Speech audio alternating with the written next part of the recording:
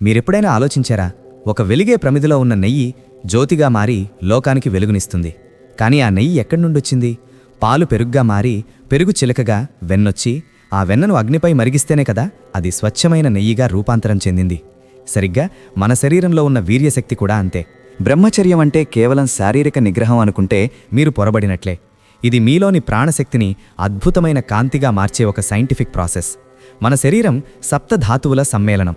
ఇందులో అత్యంత శక్తివంతమైన ధాతువును వృధా చేయకుండా యోగాగ్నిలో తపింపజేస్తే అది ఓజస్సుగా, తేజస్సుగా మారుతుంది. శివుడి తన 3వ కంటితో మన్మధుడిని దహించాడనే పురాణగాథ వెనుకున్న అసలు రహస్యం మీకు తెలుసా? అది కామాన్ని దహించడం కాదు, కామమనే పదార్థాన్ని జ్ఞానమనే శక్తిగా రూపాంతరం చెందించడం.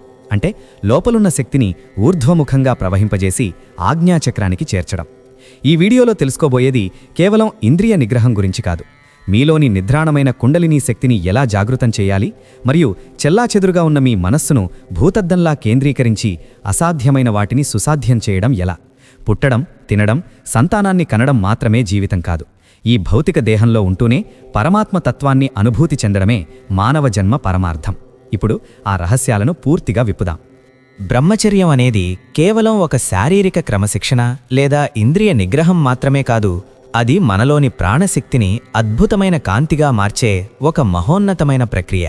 మానవ శరీర నిర్మాణం కేవలం రక్తమాంసాలతో కూడినది కాదు, అది సప్తధాతువుల సమ్మేళనం. మనం పుట్టినప్పటి నుండి పెరిగే క్రమంలో మనం తీసుకునే ఆహారం, ఆలోచనలు మరియు జీవన శైలి కారణంగా ఈ సప్తధాతువులలో అనేక మలినాలు చేరుతూ ఉంటాయి. ఒక గురువు తన శిష్యునిపై అనుగ్రహం చూపించాలన్నా, ఆ శిష్యునిలో మార్పు రావాలన్నా మొదట ఆ శిష్యునిలోని ఈ సప్తధాతువులలో ఉన్న మలినం పరిపక్వం కావాలి. అది వండబడని పదార్థంలాంటిది. పదార్థం ఉడికితేనే అది భోజనానికి యోగ్యమవుతుంది. అలాగే మనలోని ధాతువులు సంస్కరించబడినప్పుడే ఆధ్యాత్మిక ఉన్నతి సాధ్యమవుతుంది. అది పరిపక్వం కానంతవరకు సాక్షాత్తు గురువు కూడా ఏమీ చేయలేడు. ఎందుకంటే పాత్రశుద్ధి లేనిదే జ్ఞానమనే పాలు నిలవవు. మన శరీరం పంచభూతాలతో నిర్మితమైంది. ఈ పంచభూతాలకు శారీరక పునాది ఈ సప్తధాతువులే. పృథ్వీతత్వానికి సంబంధించిన అత్యంత సూక్ష్మమైన పరమాణువులు మన మూలాధార చక్రంలో నిక్షిప్తమై ఉంటాయి. దీనిని ఒక అద్భుతమైన ఉదాహరణతో అర్థం చేసుకోవచ్చు. ఆవు పాలను మనం నేరుగా తీసుకుంటే అవి కేవలం పాలు మాత్రమే. కానీ వాటిని వేడి చేసి తోడు పెడితే అది పెరుగ్గా మారుతుంది. ఆ పెరుగును కవ్వంతో చిలికితే వెన్న వస్తుంది. ఆ వెన్నను మళ్లీ నిప్పుపై మరిగిస్తే అది స్వచ్ఛమైన నెయ్యిగా రూపాంతరం చెందుతుంది. చివరకు ఆ నెయ్యి ప్రమిదలో జ్యోతిగా మారి లోకానికి కాంతినిస్తుంది. మనలోని బ్రహ్మచర్యం లేదా వీర్యశక్తి కూడా సరిగ్గా ఇలాగే క్రమంగా మార్పు చెందాలి. పాలు ఎలాగైతే కాంతినిచ్చే జ్యోతిగా మారాయో, మనలోని శారీరక శక్తి కూడా ఆధ్యాత్మిక సాధన ద్వారా ఓజస్సుగా, తేజస్సుగా మారాలి. మూలాధారంలో నిద్రాణమై ఉన్న ఈ శక్తి స్వాదిష్టానానికి, అక్కడ నుండి మణిపూరక, అనాహత మరియు విశుద్ధి చక్రాల వరకు ప్రయాణించినప్పుడు అది క్రమంగా కాంతిగా రూపాంతరం చెందుతుంది. ఆ శక్తి ఎప్పుడైతే ఆజ్ఞాచక్రానికి, అంటే 2 కనుబొమ్మల మధ్య ఉన్న స్థానానికి చేరుకుంటుందో అప్పుడు సాధకునిలో ఒక అద్భుతమైన ప్రకాశం మొదలవుతుంది. శివుడు మన్మధుణ్ణి తన 3వ కంటితో దహించాడనే పురాణగాథ వెనక ఉన్న అసలు రహస్యం ఇదే. మన్మధుడు అంటే కామం లేదా భౌతిక వాంఛ. శివుడు తనలోని సప్తధాతువును లేదా వీర్యశక్తిని ఊర్ధ్వముఖంగా ప్రవహింపజేసి దానిని కాంతిగా మార్చుకున్నాడు. అంటే ఆయన పదార్థాన్ని శక్తిగా రూపాంతరం చెందించాడు. కామాన్ని ప్రేమగా, ప్రేమను భక్తిగా, భక్తిని జ్ఞాన ప్రకాశంగా మార్చడమే నిజమైన బ్రహ్మచర్యం యొక్క అంతరార్థం. ఇది కేవలం దేహాన్ని కష్టపెట్టడం కాదు, దేహంలోని శక్తిని ఉన్నతీకరించడం. ఈ అత్యున్నత స్థితిని చేరుకోవడానికి అష్టాంగయోగం ఒక గొప్ప మార్గదర్శినిగా నిలుస్తుంది. యమ, నియమ, ఆసన, ప్రాణాయామ, ప్రత్యాహార, ధారణ, ధ్యాన మరియు సమాధి అనే 8 అంగాలు ఇందులో ఉన్నాయి. వీటిలో తపస్సు అనేది చాలా కీలకమైనది. తపస్సు అంటే కేవలం అడవులకు వెళ్ళి కూర్చోవడం కాదు. తపస్సు అంటే ఒక లక్ష్యం కోసం మనల్ని మనం మలచుకోవడం, ఒక ఫలితం కోసం వేచి చూడటం. ప్రాణాయామంలో భస్త్రిక వంటి వేగవంతమైన శ్వాస ప్రక్రియలు చేయడం ద్వారా మనలోని ప్రాణశక్తి ఉష్ణాన్ని పుట్టించి వెన్నెముక ద్వారా ఊర్ధ్వముఖంగా ప్రయాణించడం మొదలవుతుంది. పాలు పెరుగుగా, పెరుగు నెయ్యిగా మారినట్లే మనలోని ధాతువు కూడా ఈ యోగ అగ్నిలో తపించి జ్యోతిగా మారుతుంది. అయితే బ్రహ్మచర్యం విషయంలో అతిగా ప్రవర్తించకూడదు లేదా ప్రకృతికి విరుద్ధంగా వెళ్ళకూడదు. బలవంతంగా బ్రహ్మచర్యాన్ని రుద్దడం వల్ల లేదా ఇంద్రియాలను హింసించడం వల్ల శరీరంలోని నాడులకు తీవ్రమైన ఇబ్బంది కలగవచ్చు. దీనివల్ల మానసిక అసమతుల్యత ఏర్పడే ప్రమాదముంది. ప్రకృతి సహజమైన సమతుల్యత చాలా ముఖ్యం. సంతానం కోసం లేదా శరీరం అదుపు తప్పినప్పుడు సంయమనం పాటిస్తూనే ఆధ్యాత్మిక ఉన్నతిని సాధించాలి. సమాధి స్థితికి మరియు సంసారానికి మధ్య ఒక సున్నితమైన సమతుల్యతను కాపాడుకోవాలి. దీనికి ఆహార నియమాలు ప్రాణప్రదమైనవి. మనం తినే ఆహారమే మన మనస్సును నిర్మిస్తుంది. సాత్విక ఆహారం తీసుకోవడం వల్ల చిత్తం స్థిరంగా, ప్రశాంతంగా ఉంటుంది. మాంసాహారం, మద్యం వంటి తామసిక ఆహారాలు మనలోని పశుప్రవృత్తిని ప్రేరేపించి బ్రహ్మచర్యానికి మరియు ఆధ్యాత్మిక సాధనకు పెద్ద ఆటంకంగా మారతాయి. అతిగా మసాలాలు లేని సాధారణ ఆహారం, పప్పు, అన్నం, తాజా కూరగాయలు వంటివి సాధకుడికి అత్యంత శ్రేష్టమైనవి. ఇవి నాడీ వ్యవస్థను శాంతపరిచి ధ్యానానికి సహకరిస్తాయి. ఎవరైతే నిజమైన బ్రహ్మచర్యాన్ని పాటిస్తారో వారి శరీరంలో మరియు మనస్సులో ఒక అద్భుతమైన ఆకర్షణ శక్తి, అంటే వైటాలిటీ ఏర్పడుతుంది. అటువంటి వ్యక్తి ఎవరినీ ఏదీ ఆశించడు, ఎవరి ముందు మోకరిల్లడు. అతని లోపల ఉన్న ఆత్మస్థైర్యమే అతని వ్యక్తిత్వానికి ఒక ప్రత్యేకమైన గౌరవాన్ని, గుర్తింపును తెచ్చిపెడుతుంది. లోకం అతని వైపు ఆకర్షించబడుతుంది. ఇక ధ్యానం విషయానికొస్తే చాలామంది ధ్యానమంటే కేవలం కళ్ళు మూసుకుని గంటల తరబడి కూర్చోవడం అని భావిస్తారు. కానీ నిజమైన ధ్యానమంటే ఏకాగ్రత మరియు ఎరుక. దీనిని వివరించడానికి గ్రామీణ ప్రాంతాల్లో కనిపించే ఒక ఉదాహరణ సరిగ్గా సరిపోతుంది. ఒక పల్లెటూరి అమ్మాయి తలపై నీళ్ల బిందెను పెట్టుకుని చేతులతో పట్టుకోకుండానే తన స్నేహితురాళ్లతో మాట్లాడుతూ, నవ్వుతూ మైళ్ల దూరం నడుస్తుంది. ఆమె శరీరం కదుడుతున్నా, ఆమె మాటల్లో నిమగ్నమైనా, ఆమె పూర్తి అంతర్గత శ్రద్ధ లేదా ధ్యానం ఆ బిందెపైనే ఉంటుంది. ఒక్క క్షణం ధ్యానం తప్పినా ఆ బిందె కింద పడిపోతుంది. అలాగే అడవిలో గడ్డి మేస్తున్న ఆవును గమనించండి. అది గడ్డి మేస్తున్నట్లు కనిపిస్తున్నా దాని దృష్టి ఎప్పుడూ తన దూడ ఎక్కడుందో అనే దానిపైనే ఉంటుంది. మనం కూడా లోకంలో రకరకాల పనులు చేస్తున్నా, వృత్తిధర్మాలు నిర్వహిస్తున్నా మన అంతరాత్మలో పరమాత్మపై నిరంతర దృష్టి ఉండటమే అసలైన ధ్యానం. దీనినే సహజ సమాధి అని కూడా అనవచ్చు.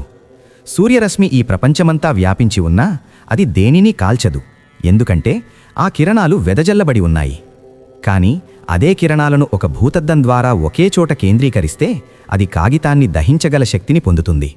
మన మనస్సు కూడా అలాగే ఉంటుంది. వేల కొద్దీ ఆలోచనలతో చెల్లాచెదురుగా ఉన్న మనస్సు బలహీనంగా ఉంటుంది.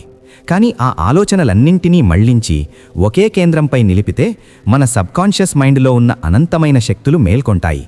అప్పుడు అసాధ్యమైనవి కూడా సుసాధ్యమవుతాయి. ధ్యాన సాధనలో ముద్రలు కూడా అత్యంత కీలక పాత్ర పోషిస్తాయి.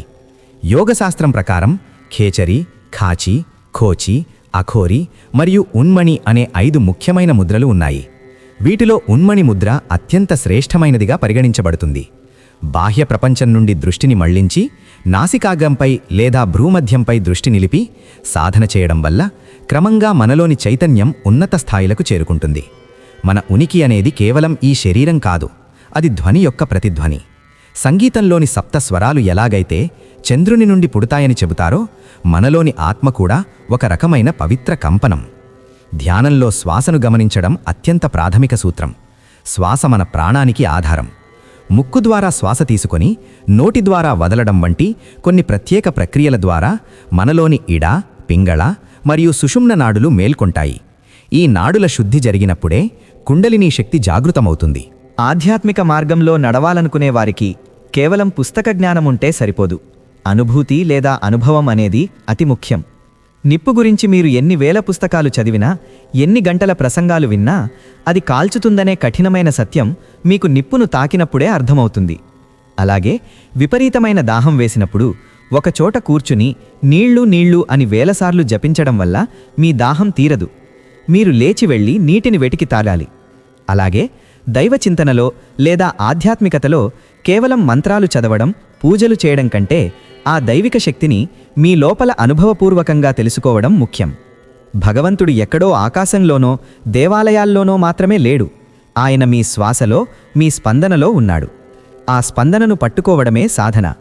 కుండలినీ శక్తి అనేది ఏదో ఆశ్రమాలకు వెళితేనో లేదా డబ్బులు చెల్లిస్తేనో లభించే వస్తువు కాదు.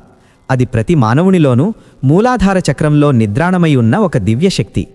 ఆ శక్తిని నిద్రలేపాలంటే నిరంతర సాధన, పవిత్రమైన బ్రహ్మచర్యం మరియు ఒక సమర్థుడైన గురువు యొక్క కృప అవసరం. మనలోని అరిషడ్వర్గాలను జయించి మనస్సును ప్రశాంతం చేసుకున్నప్పుడు ఆ శక్తి సహజంగానే పైకి ప్రవహిస్తుంది. జీవితమంటే కేవలం పుట్టడం, తినడం, సంతానాన్ని కనడం మరియు చనిపోవడం కాదు. ఈ భౌతిక దేహంలో ఉంటూనే పరమాత్మ తత్వాన్ని అనుభూతి చెందడం, పదార్థాన్ని శక్తిగా మార్చుకొని చిరంజీవత్వాన్ని లేదా మోక్షాన్ని పొందడమే మానవ జన్మ యొక్క పరమార్థం. ఈ ప్రయాణంలో బ్రహ్మచర్యం ఒక మెట్టు అయితే, ధ్యానం అనేది ఆ గమ్యాన్ని చేర్చే వాహనం. ఈ రెండింటినీ సమన్వయం చేసుకున్నవాడే నిజమైన యోగి మరియు సాధకుడు. అందువల్ల మన జీవనశైలిని మార్చుకోవాలి. అనవసరమైన ఆలోచనలకు, వ్యసనాలకు దూరంగా ఉంటూ మనలోని శక్తిని వృధా చేయకుండా సంరక్షించుకోవాలి. ఆ శక్తిని ధ్యానం ద్వారా మలిచి జ్ఞాన కాంతిని పొందాలి.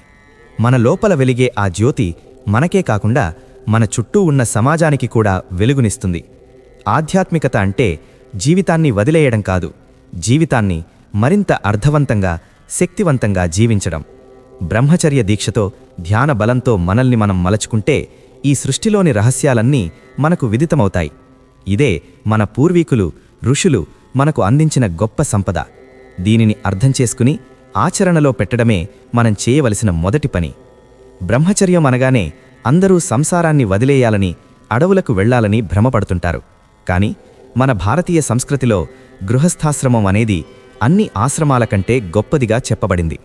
సంసారంలో ఉంటూనే బ్రహ్మచర్యాన్ని ఎలా పాటించవచ్చు, సంతానం ఎలా కలగాలి అనే అంశాల గురించి యోగశాస్త్రంలో వివరించబడింది. నిజానికి బ్రహ్మచర్యం అంటే కేవలం శారీరక కలయికకు దూరంగా ఉండటం మాత్రమే కాదు. బ్రహ్మణి చరతి ఇతి బ్రహ్మచారి అంటే ఎవరి మనస్సు ఎప్పుడు పరబ్రహ్మతత్వంలో విహరిస్తుందో వారే బ్రహ్మచారులు. సంసార జీవితంలో ఉంటూ బాధ్యతలు నిర్వర్తిస్తూ కూడా ఒక వ్యక్తి బ్రహ్మచారిగా ఉండవచ్చు. దీనినే గృహస్థ బ్రహ్మచర్యం అంటారు. ప్రకృతి నియమం ప్రకారం సృష్టి కొనసాగాలి అంటే సంతానం అవసరం.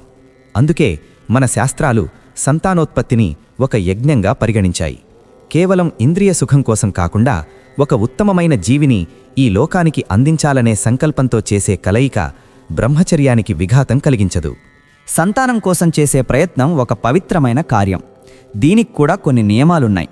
ఋతుకాలంలో సరైన సమయంలో సాత్వికమైన ఆలోచనలతో కూడిన కలయిక వల్ల జన్మించే సంతానం ఉత్తమ గుణాలతో పెరుగుతారు. ఇలాంటి నియమబద్ధమైన జీవనాన్ని గడిపే గృహస్థుడు అడవిలో ఉండి మనస్సు నిండా కోరికలు నింపుకున్న సన్యాసి కంటే ఎంతో మిన్న. సంసారంలో ఉంటూనే తన శక్తిని అనవసరంగా వృధా చేయకుండా కేవలం సంతానం కోసం మాత్రమే వినియోగిస్తూ మిగిలిన సమయంలో ఆ శక్తిని ఊర్ధ్వముఖంగా ధ్యానం ద్వారా మళ్లించేవాడే నిజమైన సాధకుడు. శ్రీరామకృష్ణ పరమహంస ఒక చక్కని ఉదాహరణ చెబుతారు. ఒక గృహిణి ఇంట్లో అన్ని పనులు చేస్తుంది. వంట వండుతుంది, పిల్లలను చూసుకుంటుంది, అతిథులకు సేవ చేస్తుంది. కానీ ఆమె మనస్సులో ఇది నా ఇల్లు కాదు, నా శాశ్వత నివాసం వేరే ఉంది అనే ఎరుక ఉంటుంది. అలాగే సంసారంలో ఉన్న వ్యక్తి తన భార్యాపిల్లల పట్ల బాధ్యతగా ఉంటూనే లోపల తన ఆత్మతో అనుసంధానమై ఉండాలి. బురదలో ఉన్న తామర పువ్వు ఎలాగైతే బురదను అంటించుకోదో, సంసారంలో ఉంటూ కూడా తామరాకుపై నీటి బొట్టులా జీవించడం నేర్చుకోవాలి. బ్రహ్మచర్యం అనేది ఒక కఠినమైన ఇనుప కంచె కాదు, అది ఒక క్రమశిక్షణ. సంతానం కలిగిన తర్వాత కూడా దంపతులు పరస్పర అంగీకారంతో సంయమనం పాటిస్తూ కేవలం స్నేహపూర్వకమైన ఆధ్యాత్మికమైన బంధాన్ని కొనసాగించవచ్చు. దీనివల్ల వయస్సు పెరిగే కొద్దీ శారీరక శక్తి క్షీణించకుండా అది మానసిక ప్రశాంతతగా, మేధస్సుగా మారుతుంది. ఆధునిక కాలంలో మనం నేర్చుకోవాల్సిందేమిటంటే సంసారం అడ్డంకి కాదు, మనలోని అదుపులేని కోరికలే అడ్డంకి. మనం చేసే ప్రతి పనిని భగవంతుడికి అర్పితం చేస్తూ బాధ్యతలను ధర్మబద్ధంగా నిర్వహిస్తే సంసారమే ఒక తపస్సు అవుతుంది. భార్యాభర్తలిద్దరూ కలిసి ధ్యానం చేయడం, సాత్విక ఆహారం తీసుకోవడం, ఉన్నతమైన ఆశయాల కోసం జీవించడం వల్ల ఆ ఇల్లే ఒక ఆశ్రమంగా మారుతుంది. ఇక్కడ బ్రహ్మచర్యం అంటే వీర్యాన్ని కాపాడుకోవడం మాత్రమే కాదు, ఆ వీర్యశక్తిని ఓజస్సుగా మార్చి బుద్ధిని ప్రకాశింపజేసుకోవడం. కాబట్టి సంతానం కలగడం అనేది ప్రకృతి ధర్మం. దానిని ధర్మబద్ధంగా నిర్వహిస్తూనే ఆధ్యాత్మిక ఉన్నతిని సాధించవచ్చు.